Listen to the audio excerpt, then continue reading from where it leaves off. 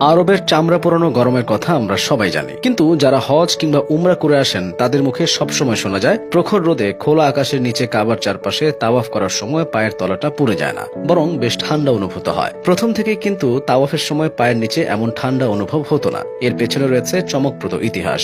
এই গল্পের প্রধান নায়ক ডক্টর মোহাম্মদ কামাল ইসমাইল। তিনি ছিলেন একজন মিশরীয় প্রকৌশলী ও স্থপতি। মিশরের ইতিহাসে তিনি ছিলেন প্রথম সর্বকনিষ্ঠ শিক্ষার্থী যিনি হাই স্কুল শেষে রয়্যাল স্কুল অব ইঞ্জিনিয়ারিং এ ভর্তি হয়ে স্নাতক সম্পন্ন করেন। ইউরোপে পাঠানো ছাত্রদের ভেতরেও তিনি ছিলেন সর্বকনিষ্ঠ।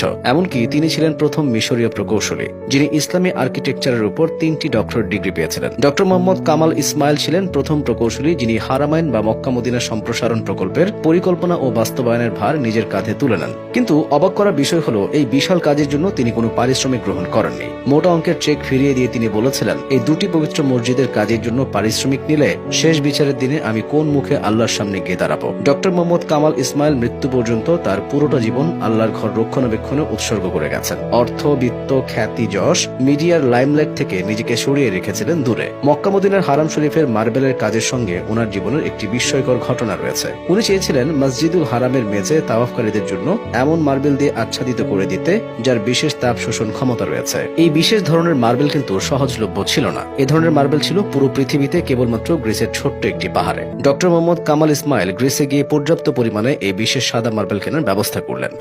যথাসময়ে বিশেষ নকশায় মসজিদুল হারামের মেঝের সাদা মার্বেলের কাজ সম্পন্ন হলো। এর ঠিক 15 বছর পরে সৌদি সরকার তাকে মসজিদুল নববীর চারদিকের চত্বর একইভাবে সাদা মার্বেল দিয়ে ঢেকে দিতে বললেন। কিন্তু ডক্টর মোহাম্মদ কামাল ইসমাইল দিশেহারা বোধ করলেন, কেননা ওই বিশেষ ধরনের মার্বেল কেবলমাত্র গ্রিসের ওই ছোট্ট জায়গা বাদে গোটা পৃথিবীর কোথাও পাওয়া যায় না। সেখানে যতটুকু ছিল তার অর্ধেক ইতোমধ্যেই মক্কার হারাম শরীফে কাজে লাগানো হয়ে গেছে। ডক্টর মোহাম্মদ কামাল ইসমাইল আবার গ্রিসে গেলেন। সেই কোম্পানির সিইও এর সঙ্গে দেখা করে জানতে চাইলেন ওই পাহাড় আর কতটুকু অবশিষ্ট আছে। সিইও জানালেন 15 বছর আগে উনি কেনার পরপরই পাহাড়ের বাকি অংশটুকু বিক্রি হয়ে যায়। এই কথা শুনে তিনি এতটাই বিমর্ষ হলেন যে পান করতে থাকা কফিটাও পর্যন্ত শেষ করতে পারলেন না। সিদ্ধান্ত নিলেন পরের ফ্লাইটে মক্কায় ফিরে যাবেন। অফিস ছেড়ে বেরিয়ে আসার আগে কি মনে করে যেন অফিস সেক্রেটারির কাছে গিয়ে সেই ক্রেতার নাম ঠিকানা জানতে চাইলেন যিনি বাকি মার্বেল কিনেছিলেন।